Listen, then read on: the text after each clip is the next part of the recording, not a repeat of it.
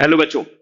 आज का टॉपिक है measures of central tendency unit से मीन, एवरेज, मतलब ऑफ द डेटा। हम क्या निकालने वाले हैं? हम मीन निकालने वाले हैं। डेटा को हम डिस्क्राइब करेंगे कि डेटा का ऑन एन एवरेज मतलब क्या होता है, तभी उसको मीन बोलते हैं। हम एवरेज निकालेंगे। देखते हैं इस टॉपिक में आज क्या क्या है तुम्हारे पास। सो मीन निकालने के लिए तुम्हारे सामने क्वेश्चन है। Let's start with the question सीधे सीधे, क्योंकि मीन तो कैलकुलेट करना ही करना है। मीन से रिलेटेड ऐसे उसकी थ्योरी नहीं आने वाली। सिंपल एक क्वेश्चन आएगा। दो टाइप के क्वेश्चन बन सकते हैं। नॉर्मल से क्वेश्चन को वो बोलेगा या तो एक्चुअल मीन मेथड से करो या अज्यूम मीन मेथड से करो। मैं तुम्हें दोनों मेथड समझा देता हूँ, डिपेंडिंग ऑन यू। क्योंकि यूजुअली पूछते नहीं है, पूछ भी सकते हैं। अगर पूछते हैं कि यार एक्चुअल मीन से ही करो, एज्यूम मीन से ही करो, तो कोई ऑप्शन तुम्हारे सामने बचने नहीं वाला। पर अगर नहीं पूछते हैं तो तुम्हारे सामने दोनों मेथड्स ओपन रहती है। एक्चुअल मीन मेथड के हिसाब से अगर हम जाएंगे मीन निकालने के लिए, so actual mean method formula for calculating mean is summation fx divided by summation f. This is for both discrete and continuous series.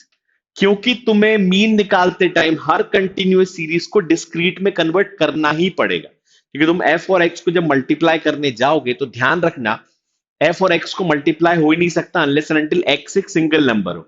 लेकिन इस केस में देख रहे हो एक्स जो लिखा है 10 to 20, 20, 30, वो सिंगल नंबर नहीं है, वो क्लास में दिया है। सो क्लास के लिए मैं सिंगल नंबर में कन्वर्ट करना पड़ता है, इसको हम मिड वैल्यू कहते हैं। सो बहुत से लोग मिड वैल्यू निकालते हैं और बहुत से लोग उस मिड वैल्यू को x1 भी नाम दे देते हैं, क्योंकि हमें अल्टीमेटली एक्स को ही तो कन्वर्ट करना है, एक्स ही कन्वर्ट हो रहा है मिड वैल्यू में। तो डिस्क्रीट और कंटिन्यूस सीरीज के लिए सेम फॉर्मूला है। अगर बहुत सिंपल है, एफ और एक्स को मल्टीप्लाई कर दो, समेशन एफ निकाल लो और इसका भी समेशन ले लो, मीन आ जाएगा। अगर यही हमें अज्यूम्ड मीन मेथड में करना हुआ तो देखो स्टेप्स भी चेंज होती है, थोड़ा सा प्रोसेस भी चेंज हो जाता है, थोड़ा फॉर्मूला भी चेंज हो जाता है। स्टेप्स क्या चेंज हो के पहले वो समझ लो, स्टेप्स के साथ ही हम इसको समझ लेंगे। एक्स दिया है, फ्रीक्वेंसी दी हुई है तुम्हारे सामने। एक्स दिया मान लो 0 to 10, 10 to 20, 20 to 30 एग्जाम्पल है, या कुछ फ्रीक्वेंसी दी है 2, 5, 3 मान लो। तुम्हें क्या करना है, सबसे पहले मिड वैल्यू निकालनी है, क्योंकि एवरेज जो निकलेगा वो या तो एक्स में से या मिड वैल्यू में से निकलेगा। एक ही चीज है, एक्स कभी भी फ्रीक्वेंसी में से नहीं निकलता। ये स्टेप बहुत अच्छे से दिमाग में रखना हमेशा। एक्स ही डेटा है, फ्रीक्वेंसी डेटा नहीं है। Frequency is occurrence of the data, कितनी बार डेटा रिपीट हो रहा है, रिपीटेशन ऑफ द डेटा है। सो हमने मिड वैल्यू निकाला 5, 15, 25। कोई भी एक नंबर, कोशिश करना हमेशा बीच का नंबर अज्यूम करना, कोशिश करना। बीच का नंबर अज्यूम करोगे तो overall value of the data कम आ जाएगी। फिर तुम्हें क्या करना है, तुम्हें इस x में से या m में से, मैं भी इसको x लिखता हूं ताकि ज्यादा आसान हो, x1 x ही तो है, x में से जो तुमने अज्यूम करा है वो माइनस करना है। मतलब 5 में से 15 -10। समझ में आया क्या करना है तुम्हें? तुम्हें माइनस करते जाना है 0 और 10। x में से अज्यूम मीन को माइनस कर दो। अब जो तुम्हारा आया वैल्यूज, इसको हम नाम देते हैं d। अब इस d का तुम्हें मीन निकालना है बस। हम पहले किसका मीन निकालने वाले थे? x का। अब हमें d का मीन निकालना है, तो d का मीन निकालने का फॉर्मूला क्या हुआ? f और d। x का मीन निकालने का फॉर्मूला क्या है? fx। d का मीन निकालेंगे तो fd। तो हमें f और d को मल्टीप्लाई करना है बस। यहां तक की स्टेप याद रखना। क्या करा हमने? हमने एक मिड वैल्यू निकाली, फिर हमने डेविएशन लिया। डेविएशन इज पूरे डेटा में से मिड वैल्यू, पूरे डेटा में से अज्यूम जो भी करा था उसको माइनस करा, डी आ गया, एफ और डी निकाल दिया। द फॉर्मूला इज, जो भी तुमने एफ और डी लिया हुआ है उसका समेशन ले लो और जो अज्यूम करा है उसमें प्लस कर दो। Summation F D divided by summation F, you'll get your mean. ये क्या करा? ये जो डेविएशन आया है, देखो हमने ए प्लस तो करा था, हमने अज्यूम करा था 15। जो डेविएशन है उस डेविएशन का मीन निकाल के हम अज्यूम में प्लस करते हैं। ये लॉजिक है उसके पीछे का, कि जो डिफरेंस है वो डिफरेंस का मीन निकाल लो, एडजस्ट कर दो तो वो एडजस्ट हो गया। So this is adjusting value. क्योंकि ये मीन जो हमने अज्यूम करा है जरूरी नहीं है सही हो, 99% तो सही होगा भी नहीं। तो इसको अज्यूम करा है हमने, इसीलिए हम इसमें एक एडजस्टिंग वैल्यू को प्लस कर देते हैं। वो एडजस्टिंग वैल्यू क्या है? डेविएशन का mean. That's why it is known as assumed mean method. Easy method है। अभी भले ही वो मेथड बड़ी लगती होगी, एक्चुअल मीन आसान लगती है, बट आगे जैसे जैसे चैप्टर्स में बढ़ोगे याद रखना assume mean method is comparatively easy method to work on. ज्यादा आसान होता है। अज्यूम मीन मेथड में सिर्फ लास्ट में जाके इश्यूज होते हैं फॉर्मूले के साथ। बाकी बाकी सब में फॉर्मूले के साथ तो इश्यूज होते होते हैं, कैलकुलेशन में भी इश्यू हो जाते हैं। So go for assume mean method. Not, मैं अभी के लिए नहीं बोल रहा हूं, मैं आगे के लिए बोल रहा हूं, बाकी जो चैप्टर्स आएंगे वहां पे। चलो, तो सामने एक क्वेश्चन है। तुम्हें सबसे पहले इस क्वेश्चन में क्या करना है? तुम्हें इस क्वेश्चन में मिड वैल्यूज निकालनी। मिड वैल्यूज कैसे निकालोगे? मैं तुम्हें बेसिक सॉल्व करके बता रहा हूं, I have solution as well. Mid value हो जाएगी, क्लासेस लिखी 0 to 10 to 20, so mid value हो जाएगी 15, 25। अच्छा, हर एक मिड वैल्यू को ध्यान से लिख देखना। कभी कभी क्या होता है, कोई एक क्लास इंटरवल को बढ़ा देते हैं, जैसे हो सकता है 30 to 40 के बाद 40 to 60 हो जाए, और हमारी आदत पड़ी हुई है 15, 25, 35, 45। वो 45 नहीं होगा, 50 हो जाएगा। मतलब हर एक क्लास की अलग अलग मिड वैल्यू देख देख के निकालना। Don't go with the flow, चल रहे हो एकदम स्पीड से। So second is 25, then 35, then 45, then 55, then 65, last is 75. This is your x की वैल्यू। सो फ्रीक्वेंसी क्या होगी? फ्रीक्वेंसी दी हुई है 4, 8, 10, 12, 10, देन 4, 2। तुम्हारे सामने भी पूरा एक चार्ट खुला हुआ है, उसको तुम देख सकते हो। अब तुम्हें इसको मल्टीप्लाई करना है सिर्फ। कैसे? x into F. अगर तुम एक्चुअल मीन से करते हो तो, अज्यूम मीन से करते हो तो इसमें से कोई भी एक नंबर अज्यूम कर लेना, डिपेंडिंग ऑन यू। कोशिश करना सेंटर मोस्ट नंबर अज्यूम करना। अभी अपन करते हैं एक्चुअल मीन मेथड से। तो सॉल्व करने का तरीका, 15 into 4, 60, 25 into 8, 200, 35 into 10, 350। मतलब इस तरीके से तुम्हें प्लस करते जाना है। 45 into 12, 450 + 90, 450 + 90 is 540, I guess. Yes, ठीक है। तो ये इस तरीके से तुम पूरा मेथड को मल्टीप्लाई कर दो। 55 into 10, 550।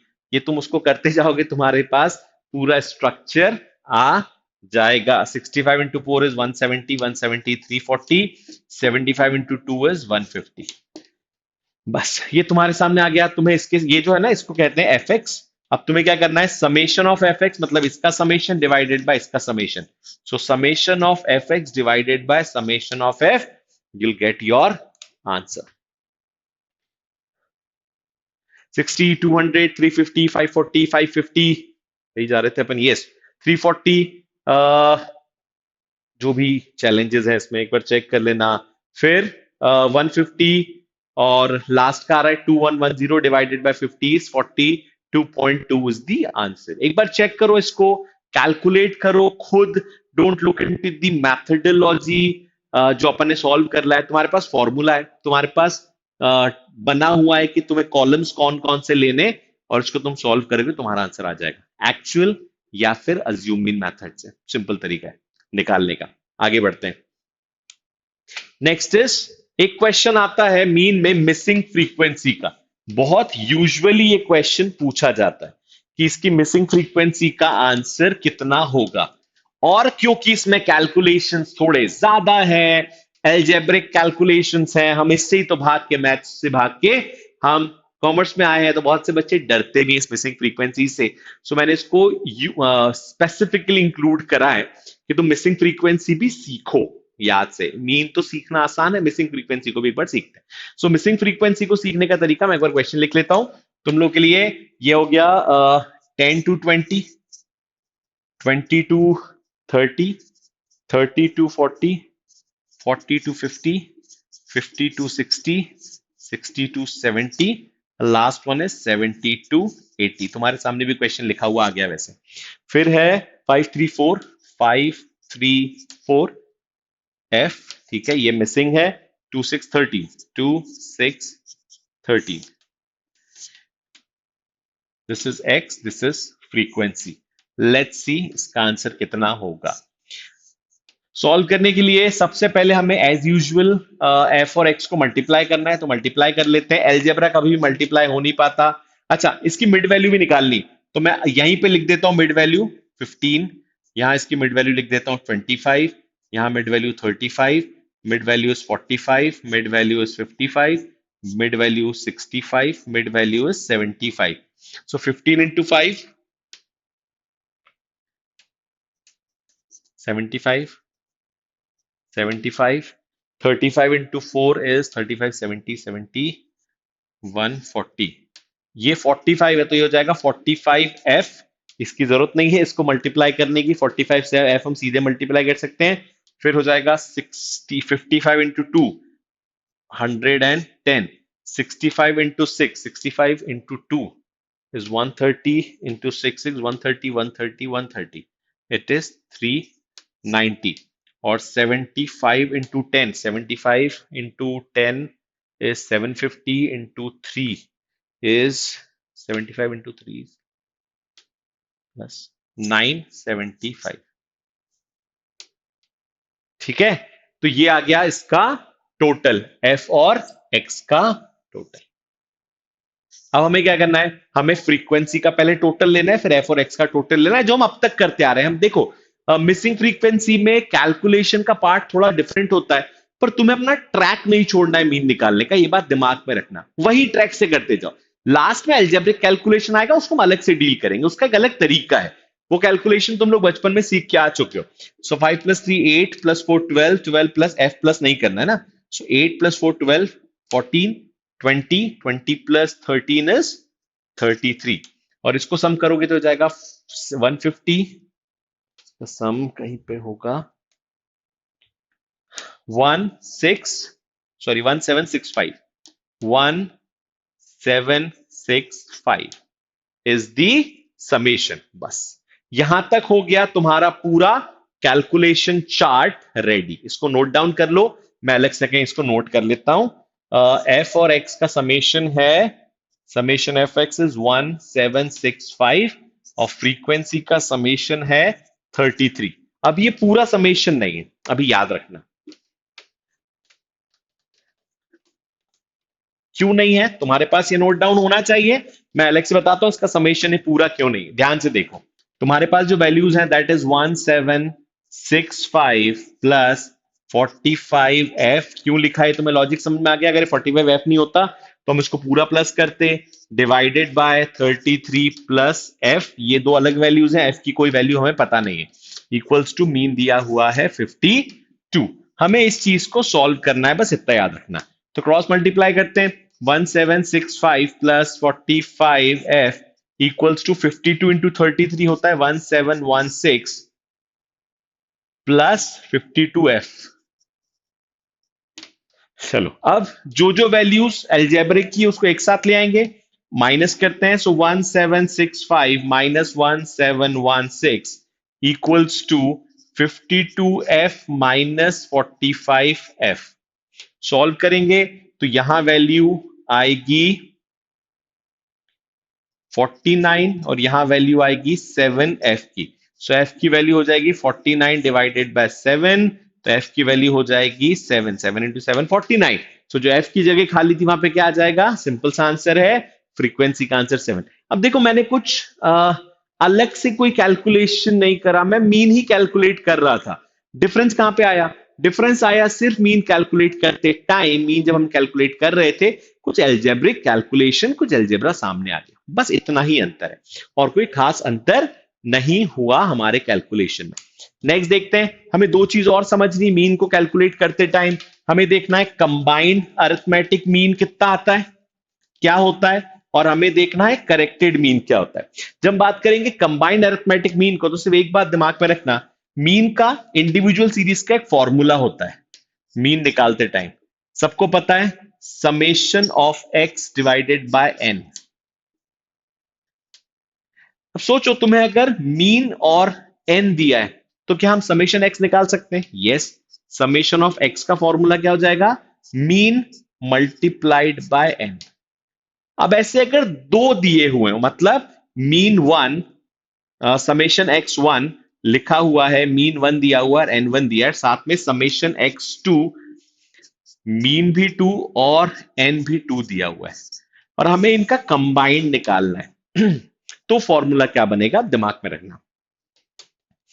तो स्ट्रक्चर बनेगा, formula, combined mean of 1 2 equals to summation x1 plus summation x2 divided by n1 plus n2।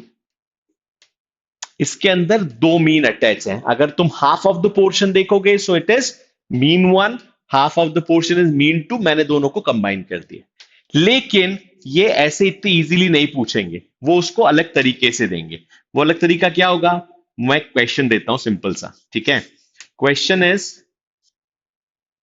The value of mean 1 is given as 50, the value of mean 2 is given as 25, the value of n is given as 5 and 1, the value of n2 is given as 10। ठीक है, इसको simple कर लेते हैं, it is given as 4। चल, अब वो बोल रहा है calculate combine mean, mean multiplied bye n1 summation of x1 होता है, ठीक है।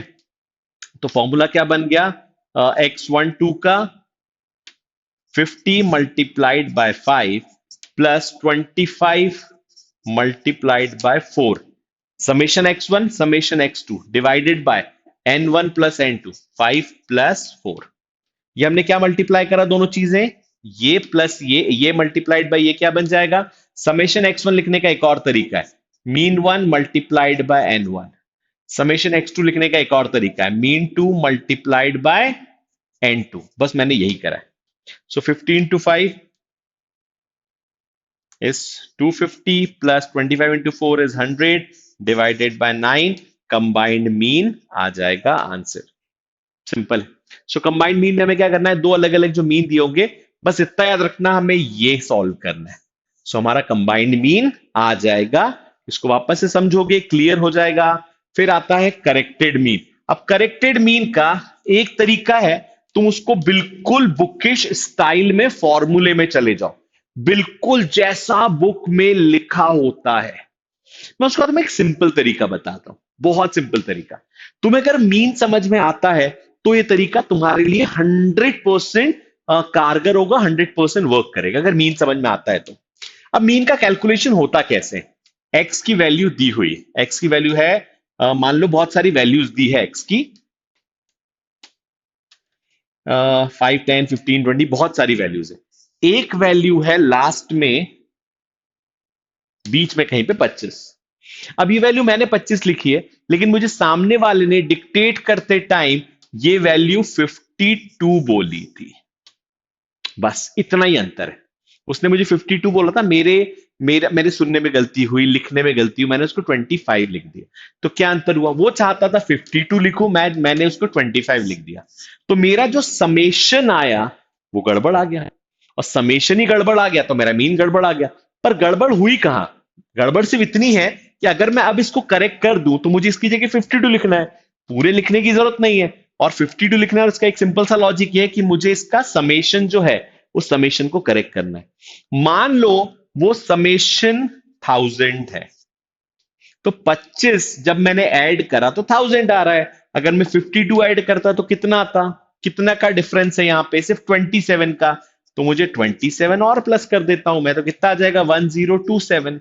जो भी मीन निकला था उससे डिवाइड कर लेते हैं, आंसर आ जाएगा। So let me give you a question. समझ में आया क्या लॉजिक हुआ, सिर्फ मैंने जितना इनकरेक्ट करा है उस इनकरेक्ट को मुझे करेक्ट करना है, मुझे पूरे क्वेश्चन को लिखने की जरूरत नहीं है। तो वो क्वेश्चन लिख रहा है कि मीन ऑफ सर्टेन डेटा, पूरे डेटा का जो मीन है that is 50 and the data is, number of data is 100। ठीक है, इसको 10 कर लेते हैं और एकदम समझ में आ जाएगा हमेशा के लिए दिमाग में। 1000 से अभी अपन ने कैलकुलेट करा ही था। अब बोल रहा है कि फिर हमने आगे जाके जब देखा, चेक करा, तो दो वैल्यूज की गलती हुई थी। पहली गलती क्या, एक नंबर था 19, वो एक्चुअली 19 नहीं था, वो था 29। होना क्या चाहिए था 29, हमने गलती से 19 लिख दिया। दूसरी वैल्यू थी 50, हमने उसको लिख दिया 0, सॉरी 50 हमने लिख दिया, वो होना चाहिए था 05। ये होना चाहिए था, this is correct, this is incorrect, बस इतना याद रखना। ठीक है, हमने उसे कितना लिख दिया, हमने उसको लिख दिया 50, हमें लिखना चाहिए था 05। अब तुम्हें कुछ नहीं करना, तुम ये देखो कि जो डेटा का समेशन आया वो कितना आया। तो समेशन कितना आएगा, 1000। 1000 डिवाइडेड बाय 100, तभी तो उसका मीन 100 आया होगा। तो तुम्हें कुछ नहीं करना, 1000 में से पहले देखो यहां कितनी एरर हो रहा है। लिखना कितना चाहिए था 29, लिख कितना दिया 19, तो 10 को प्लस कर दो, प्लस 10 हो जाएगा। तो प्लस 10 होके वैल्यू कितनी आ जाएगी 1010। फिर यहां देखो तुमने लिख दिया 50, तुम्हें लिखना चाहिए था 05। तो 05 लिखना था, 50 लिख दिया। तो एक काम करो, माइनस कर देते हैं 45। सो 45 जब माइनस करोगे तो वैल्यू कितनी आएगी, वैल्यू आ जाएगी 5 - 9 135, और माइनस करना है 65। ठीक है, सो वैल्यू आ गई 965। तो हमें 965 डिवाइडेड बाय 100 करना था, तो जो मीन 10 आ रहा था वो मीन आएगा 9.65। बस क्या करा हमने, हमने दो इनकरेक्ट वैल्यूज को करेक्ट कर दिया, तो करेक्टेड मीन हो जाएगा। अब इसके लिए फॉर्मूला है, correct value minus incorrect plus this, पूरा फॉर्मूला यूज, तुम कितनी भी वैल्यूज ले लो। इसमें अगर और वैल्यूज होती तो हम और वैल्यूज को बस करेक्ट कर करके, यहां मुझे +10 करना था, यहां -45 करना था, मैंने कर तो दिया, +10 और -45, आंसर आ गया डिवाइडेड बाय जो पहले डिवाइड हम कर रहे थे। बस यहां पे हमने 1000 से डिवाइड करा था इनको, अब यहां पे मुझे एक्चुअली कितना करना था 965 से डिवाइड, तो जो वैल्यू आती है वो 9.65 आनी थी। इतना ही है बस करेक्ट और इनकरेक्ट मीन का लॉजिक, और कुछ नहीं है वो लॉजिक। ठीक है, इसके लिए हम लोग फॉर्मूला यूज करते हैं। सो टेक्निकली हमें इतनी चीजें पढ़नी सिर्फ मीन में, measures of central tendency mean नहीं है। तो हमें क्या क्या पढ़ना है, हमें एक्चुअल मीन या अज्यूम मीन मेथड में से कोई एक मेथड से सॉल्व करना है, हमें मिसिंग फ्रीक्वेंसी पढ़ना है, हमें कंबाइंड मीन पढ़ना है, दो मीन का कंबाइंड बहुत सिंपल सा फॉर्मूला है उसका, और हमें करेक्टेड मीन पढ़ना है, जिसका कोशिश करो तुम फॉर्मूला वाइज ना जाओ। फॉर्मूला वाइज जाओगे तो चीजें चेंज हो जाएगी, इतनी कोशिश करो। ठीक है, चलो, thanks a lot for listening so carefully, thank you बच्चों।